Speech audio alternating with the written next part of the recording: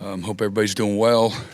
Got another tough matchup here. Looking forward to getting back home in our last couple of games.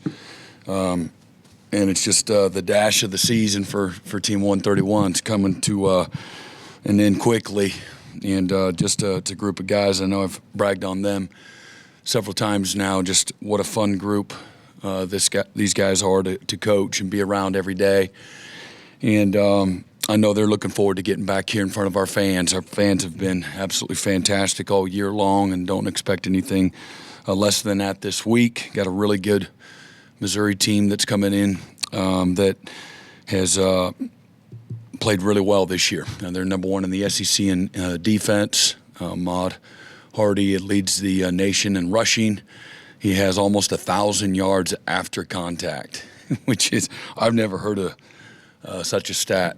I don't know where Mike pulled that one out of, but man, that's a good one.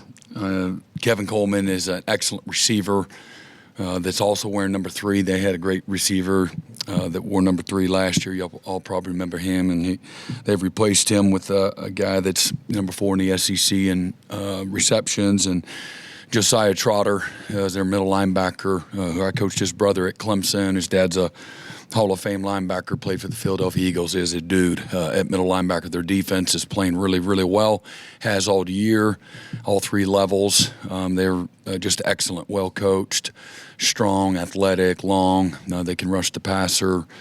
And so going to be a great challenge for us, but really, again, looking forward to it. That'll open up questions. Colton, you want to get us started? Yeah, Brent. You mentioned Ahmad Hardy and just the unique challenge he brings. Is there anything you guys are doing this week to specifically zero in on him, and what can you do, if anything, to slow him down? Yeah, I mean, you got to win up front. I mean, if you're going to, I think that's where it starts. They're doing a great job of knocking people off the line of scrimmage, both the inside and outside run game. They're all their gap schemes. And they do a nice job with all their presentations, but that's where it all kind of starts, and then you got to have great discipline in your run fits. And they got an excellent play action, and passing game off of that. They're not, naive. So again, if you got a great rush defense, then they're going to want to stay on schedule. So the quick throwing game, the screens, the boots, the shot plays, the trick plays, the flea flickers and reverses and all those kind of things to test your discipline. Very option principle, concepts, except they throw the ball, better than most option teams. So just all the things that, that I just said it's going to take, the physicality, the discipline, reading our keys correctly for run and pass, things of that nature. Amazing. Right, last 2 weeks you've had defensive touchdowns that have been big plays in the game. I'm wondering what goes into being able to generate those, and how important are those? Is it more important because of the momentum or the points? Well, I think you have to have, the people that you're lining up against have to be willing to, put the ball out there to give yourself a chance. And our guys were well-versed on what to expect. I think that's part of it. And it doesn't always go your way just because they're well-versed in it, too. And but I thought we really worked together well with both our front pressures and some of our coverages. Our guys were relentless and obsessed about creating the turnovers. And really, I think as we began the week talking about what is the formula for winning, I think that the mindset was there's no possible way. There is no path without winning the turnover margin. And so our guys bought into that. They recognize the physicality and the focus that takes. And I feel like, between the offense taking care of the ball and what you saw both in the kicking game and on defense, again, just a real intentionality about going after the football. So the turnovers were a big part of it, something that, again, our guys were aggressive and forced through big hits or, again, timely pressures and coverages that tied in with it, to put them in a tough position. Yeah, Brent, last couple of weeks you guys have been able to lean on your defense and your special teams to win these games. The offense has come up in spots when you needed them to score. How do you balance, though, leaning into that, your defense playing great, your special teams playing great, but also still wanting to be aggressive on offense? Yeah, I mean, that's just what you said. You want to stay aggressive. You got to play smart football. That, again, you always are, working together. What does the winning formula this week look like? And some weeks it's similar. Some weeks it's not, based on matchups and things of that nature. And then the flow of the game dictates it too. Are we winning the line of scrimmage? Are we getting off the field? Are we able to run the ball on offense and create explosive plays? Are we able to do those things? And then the kicking game, certainly, with the ability that we have, with Sandell, that's a big deal. It certainly affected us a year ago with not being able to do a whole lot on offense, and then we were very inconsistent at kicking field goals a year ago, and so now you're kind of forced in those past the logo, around the 40 areas that all the analytics are saying it's a go at 10, 4th and 10. And knowing damn well you haven't seen them get much on 1st and 10, let alone 4th and 10, but you can't make a field goal, so now what do? And so we're not in the same position, this year. And again, we've been playing good defense. So those are all just, you got to, be comfortable in the flow of the game based on your strengths and how the game, is going. So we want to be explosive. We want to be better in every area of our football team, let alone, again, the things that we need to do, offensively to put people in a really tough position and putting pressure on people with the ability to, run the ball and throw it over the top. I think that's the vision for what we want to be. And we got to be better in all of those areas. Mm-hmm. Yeah, Brent, with Missouri, you've had some portal defection history recently, some recruiting battles, Eli's personality.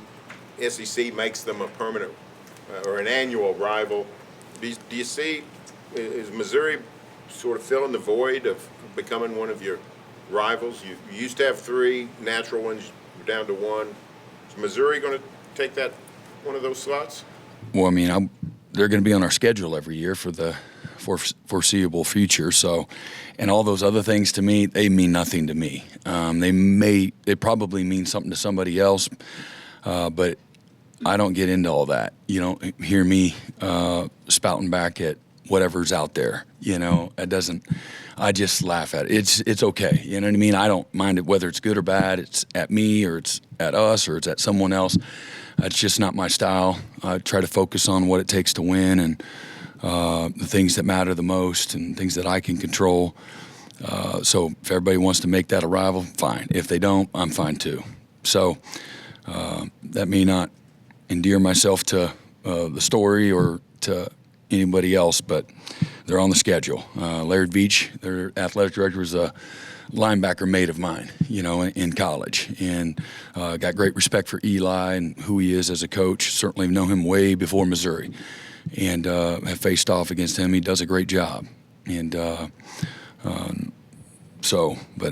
I love the passion and the energy of people kind of drawing the line in the sand. That's cool. I don't mind that, and but my focus is on a really good football team that's getting ready to come in here this weekend. And, they've done a really good job building a roster with good players.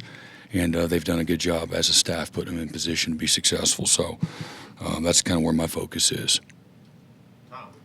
Yeah, Brent, you guys have been able to run the ball more effectively this last month. And just with the importance of being able to run well heading into this home stretch, and Xavier getting a little bit banged up against Alabama, and Torrey dealing with some stuff a little bit earlier than that. How are you feeling about the depth of that running back room heading into this final stretch? Well, it's going to be tested without question. So hopeful that we can stay healthy, and we're going to probably have to spread it out a little more, to kind of manage the next couple of weeks.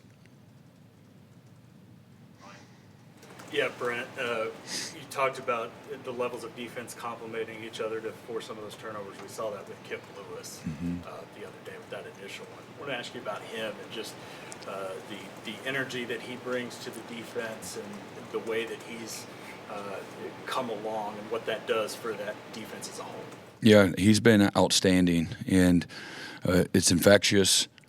You know, his passion, his energy, his toughness, his love to compete. When stuff isn't going well, that's when he has been at his best. People notice when he's celebrating a great play, but probably his best quality is who he has been when things are tight.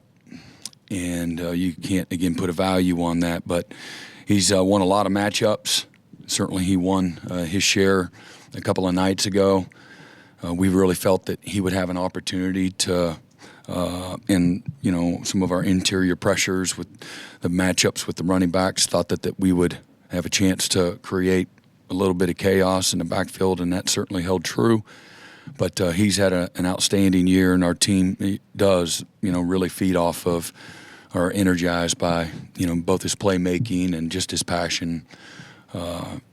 He's not always like that at practice. It's not like he's a zero by any stretch. And but really proud of the player that he has become, the leader that he's become this year. You talk about the element of stepping forward in those tight moments. Is that something that's just sort of innate, or is that something you've seen sort of grow in him?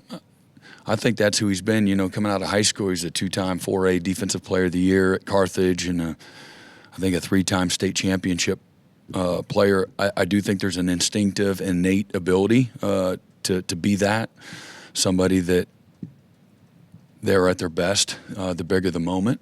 I do think that. I feel that Coach Dreiling has done a good job of helping with his temperament as well.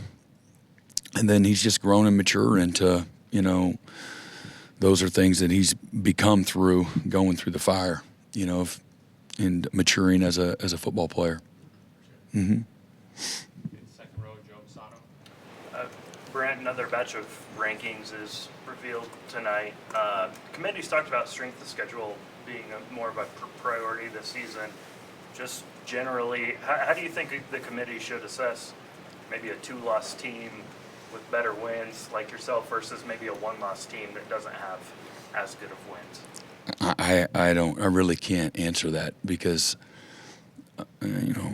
everybody's going to have their opinion, and it's just for me it's a waste of time, and it'll be whatever it is without my opinion.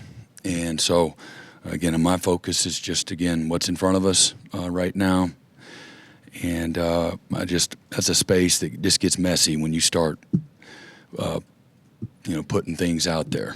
And really, again, I don't even know what their metrics are. I don't even know what our strength of schedule is. I know it's been hard. It's been tough. But there's plenty of teams that have had a challenging schedule. And so if they look at that and they're impressed and they want to quantify it as they compare things, great. I don't think there's a rhyme or reason. I'm sure there's a fan base or two that is up in arms after each week's rankings. And it's an emotional space that I just kind of stay out of. Mm-hmm. Third row, Cliff. Yeah, so, Coach, from the outside looking in, it looks like you guys are really, really good at making adjustments defensively at halftime, coming out and really being dominant in the second half. And I wonder what it is. I know there's a lot that goes into your halftime, right? You're meeting with your coaches, you're meeting with your players, you got players talking to each other. What is it about your process at halftime that's working and that's where you're able to convey things to those guys and have them execute? Yeah, I think first, the credit goes to the players, just their determination, their toughness, their ability to adapt and adjust. Their strain, their physicality, their precision. I think that's where it starts. And then two, I think having a system that has answers, for what you're getting, and a coaching staff that has great awareness, and we all kind of get back to the same answers. We're not in 5 or 6 different places. I think we've got a really good staff that works well together cohesively in a very short amount of time. Can come up with a few small minor adjustments, but at the end of the day, the players are the ones that are out there making whatever scheme you have, really good. And other than, again, they had that first drive where I think they had a good run. They popped a run that we just misfit it. That extended the drive and kept us from getting them in 3rd and long. The rest of the half, again, our guys were just, man, they were amazing. I think they got maybe a first down, maybe 2 first downs actually on that last drive. But some of that is, and not that you ever want them to get any first downs. I'd rather have gotten off the field on 4th and 1. But some of that, the clock was their enemy, and keeping the ball in front of us, was working, really well too, and making them burn the clock. But really, I thought the second half, was a really, dominant finish, for the defense.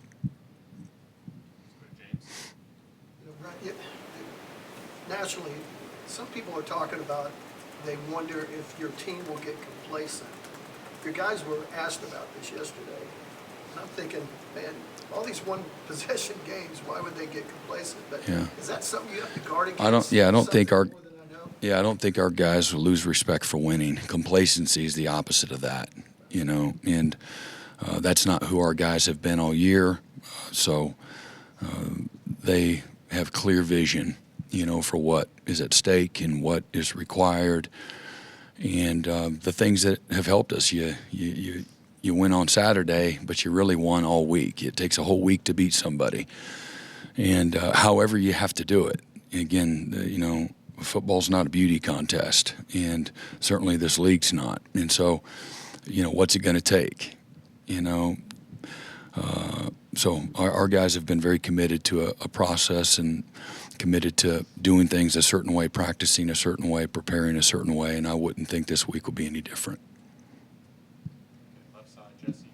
Hey, Brent, wanted to ask you about Jaden Hardy, a guy that we've seen play a lot on special teams, make some plays, but we've seen him kind of earn a role in that secondary. Just what has stood out to you about him and maybe the way he's grown from year 1 to year 2? Yeah, really a smart guy, super high-level football intelligence, very competitive. I think he's instinctively a really good natural football player.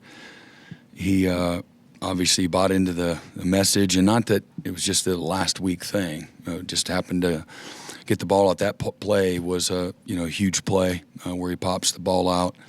But he's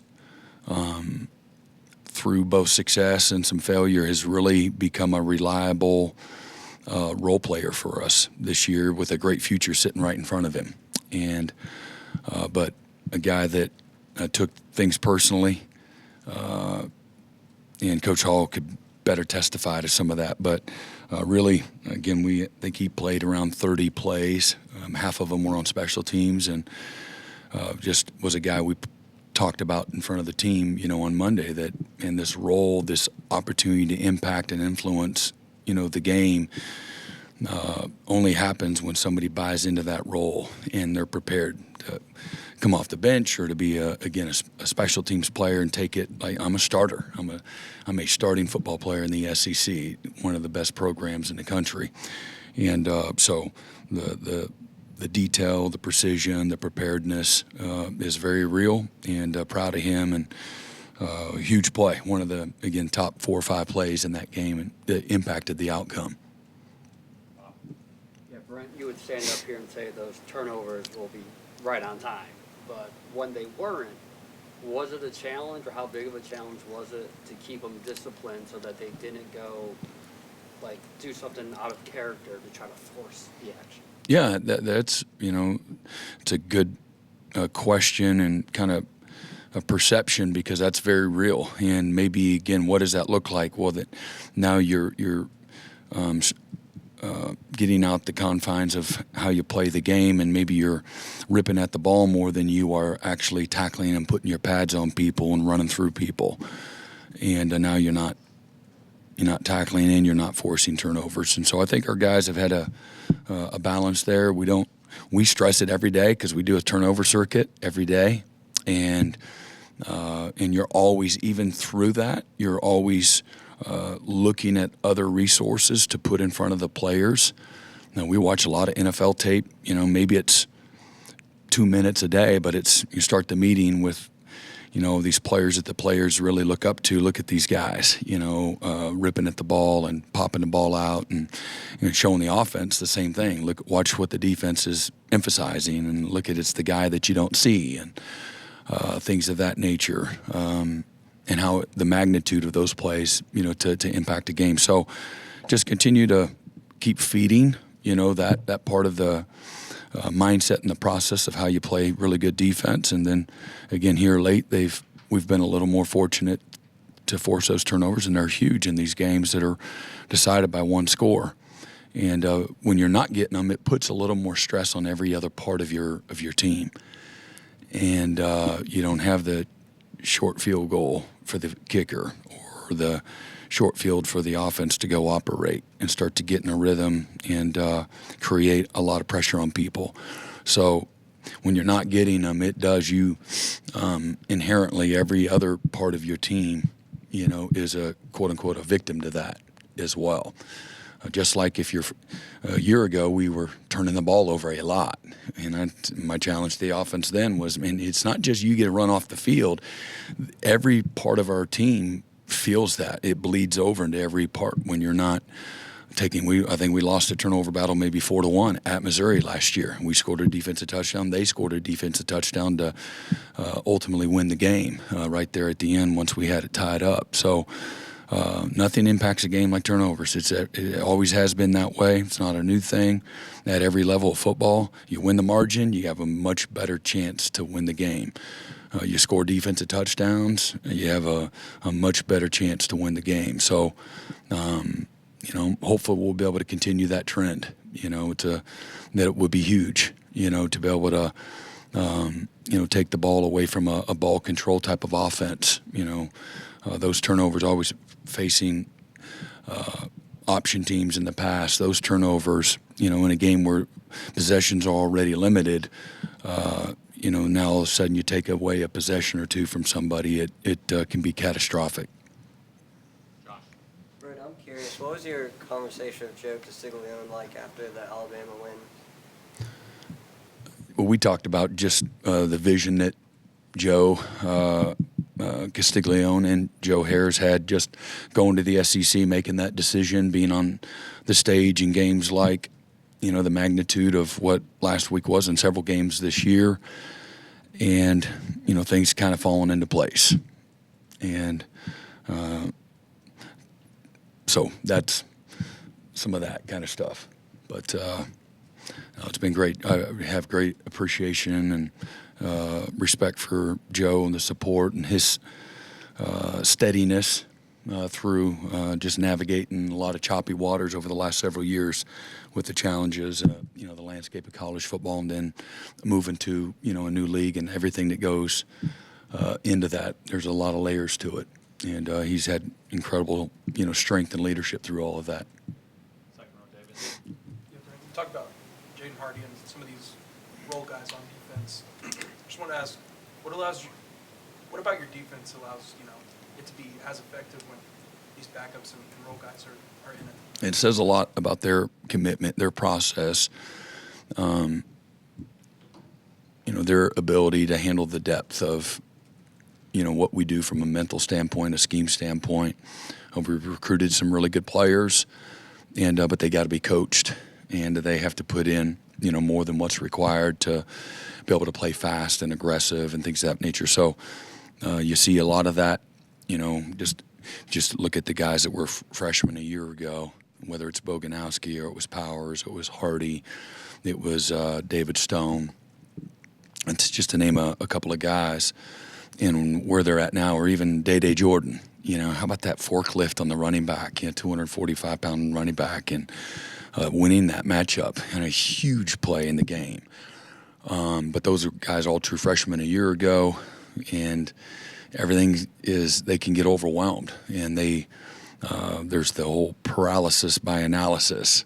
And just several months later, a short time later, man, they're in different hemispheres, their ability to play and execute, their confidence, the game slowing down, and they're just kind of getting started. You know, a year from now, they'll be, you know, in another place, just like Robert Spears. It took him a couple of years where he is now, or Peyton Bowen. And Peyton came in as a freshman and played really pretty well as a true freshman. Some injuries he fought through and things of that nature. Robert, you know, has just kind of steadily, you know, developed into one of the best players on our defense, one of the best in America, a great leader. But I know I've talked about him several times, what he was like as a freshman, just not ready mentally, and X's and O, all of those things, you know, how to compete. But really proud of it. There's a lot of work that goes on. You all see him be successful on Saturday, and there's a lot that goes into the commitment, the sacrifice, the consistency, the details. There's a lot of layers to it. And I think that's probably what you're alluding to, and a lot goes into it.